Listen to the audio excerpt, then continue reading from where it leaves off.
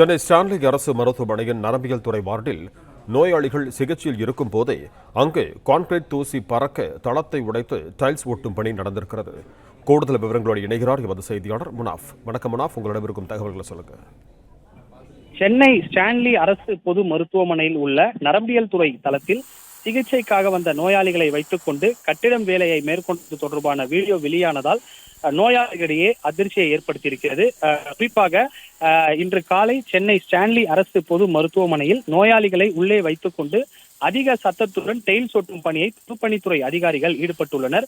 இது தொடர்பான வீடியோ காட்சி வேகமாக பரவிய நிலையில் இது தொடர்பான விளக்கத்தை ஸ்டான்லி மருத்துவமனையின் நிலைய மருத்துவ அதிகாரி வனிதா மலர் விளக்கம் அளித்திருக்கிறார். இது குறித்து பேசிய அவர், இன்று காலை ஸ்டான்லி அரசு மருத்துவமனையில் நரம்பியல் துறை வார்டில் உடைந்து கிடந்த டெயில்ஸை சரிபார்த்து அதை ஒட்டும் பணியில் ஈடுபட்டிருந்தனர்.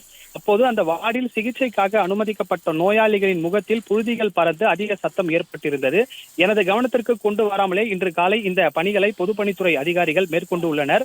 நோயாளிகளை வார்டில் வைத்து பராமரிப்பில் ஈடுபட்டு வந்த பொதுப்பணித்துறை அதிகாரிகளிடம் விளக்கம் கேட்கப்பட்டிருக்கிறது. மேலும் பொதுப்பணித்துறை அதிகாரிகளின் பணிகளை நிறுத்தப்பட்டு நோயாளிகளை வேறு ஒரு வார்டுக்கு மாற்றம் செய்யப்பட்டுள்ளதாகவும் இது குறித்து உயர் அதிகாரிகள் கவனத்திற்கு கொண்டு சென்று நடவடிக்கை எடுக்கப்படும் எனவும் ஸ்டான்லி மருத்துவமனை நிலைய மருத்துவ அதிகாரி வனிதா மலர் தகவல் தெரிவித்திருக்கிறார். இன்று காலை சென்னை ஸ்டான்லி அரசு பொது மருத்துவமனையில் நோயாளிகளை உள்ளே வைத்து அதிக சத்தத்துடன் டெயில் சுட்டும் பணிகளை பொதுப்பணித்துறை அதிகாரிகள் ஈடுபட்ட நிலையில் நடவடிக்கைகள் மேற்கொள்ளப்பட்டிருக்கிறது.